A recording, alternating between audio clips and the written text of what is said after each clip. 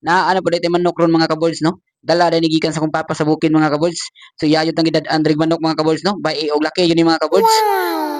Nindot jud kay halang-halangon no mga kaboys. Kay perti jud tam isa og sabaw mga kaboys. Kay Bisaya ni mga kaboys ba.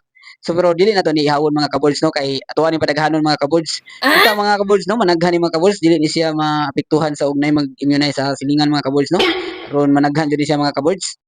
Bag-o pa rin ko naabot gikan sa duty mga kaboys no. So atuan ni pakanon daan ni mga manok mga kaboys nga dala sa kong papa mga kaboys no. Kaya atuan ni ibutang karon sa kulungan mga kaboys. So nindot kay tanawong mga manok mga kaboys no kung daghan na kay mga kaboys sabi na iniglaw nimo nga magtapok sila.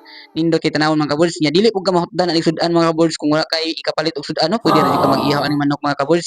Ang nakanindot jud ani mga kaboys ug imuha lang yung atimanon pag-ayo mga kaboys. Daghan jud kay kag manok mga kaboys no.